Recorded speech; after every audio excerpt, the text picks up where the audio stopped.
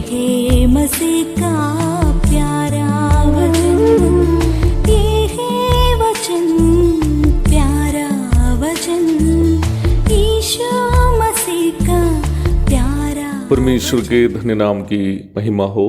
प्रभात मनन के सत्र 1651 में आप सभी का बहुत ही विनम्रता के साथ स्वागत करता हूं। आइए आज के मनन के लिए हम पढ़ते हैं तीतुस अध्याय 1 पद 7। क्योंकि अध्यक्ष को परमेश्वर का भंडारी होने के कारण निर्दोष होना चाहिए, न हठी, न क्रोधी, न पियकर, न मारपीट करने वाला और न नीच कमाई का लोभी हो। आर्थिक बातों में विश्वास योग्यता एक ऐसा गुण है जो प्रभु की सेवा, चाहे वो सुसमाचार प्रचार, कलीसिया की अगुवाई या अन्य कोई भी सेवा करने वालों में अनिवार्य रूप में होना चाहिए।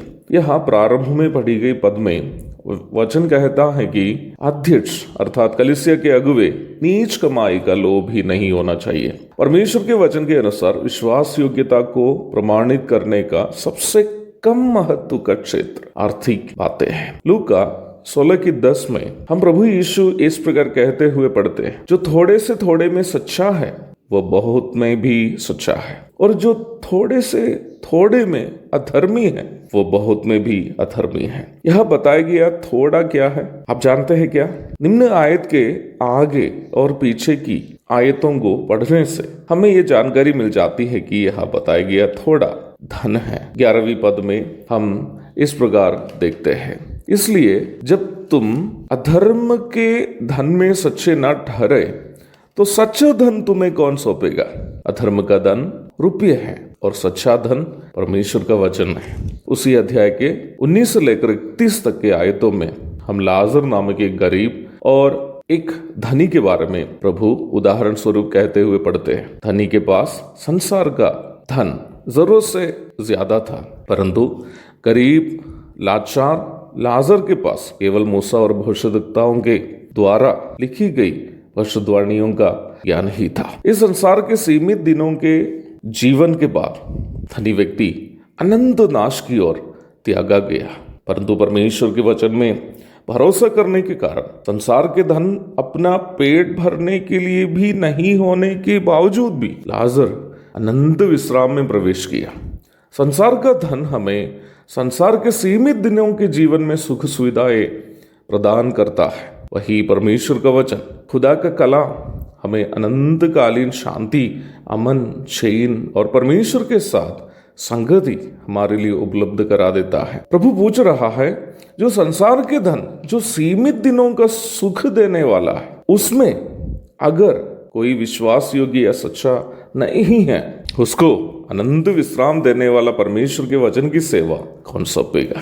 प्रेरितों के काम 11वां अध्याय में हम देखते हैं कि पौलुस और बरनबास को अंताकिया की कलीसिया के द्वारा आर्थिक सहायता को यरूशलेम पहुंचाने की सेवा सौंपी जाती है। उस सेवा को अर्थात आर्थिक बातों की सेवा को विश्वास योग्यता के साथ जब दोनों ने किया, 13वां अध्याय में हम देखते हैं कि पवित्र आत्मा अंताकिया की कलीसिया के अगुओं से कहता है कि पौलुस और बरनबास को वचन की सेवा अर्थात सुसमाचार प्रचार के लिए अलग करो। प्रभु की सेवा करने का दावा करने वाले लोग यदि आर्थिक बातों में विश्वास योग्य नहीं रह पाते हो तो इसका ये मतलब है कि वे परमेश्वर के किसी भी सेवकाई के क्षेत्र में, किसी भी अन्य सेवकाई के क्षेत्र के लिए वे लोग चुनने लायक नहीं हैं। मैं उस बात को दोहराना चाहता हूं, जो आर्थिक बात में विश्वास योग्य नहीं है, उन पर परमेश्वर के वचन की किसी भी प्रकार की सेवा सौंपना नहीं चाहिए। परमेश्वर की किसी भी अन्य सेवा के लिए वे लोग लायक नहीं हैं जो आर्थिक बातों में विश्वास योग्य नहीं है। कलीसिया की अगुवाई केवल और केवल परमेश्वर के प्रति हमारा प्रेम से प्रेरित होकर करने का काम है।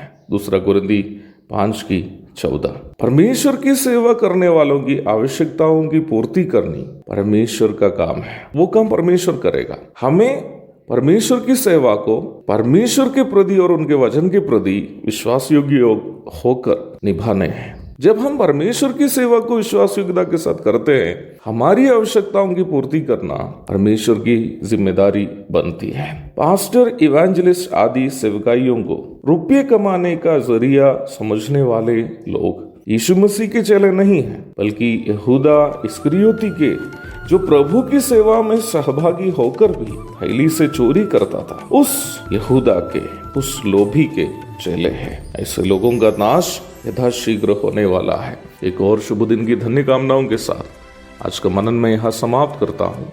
प्रभु आप सबको आशीष दे। आमीन। भोजन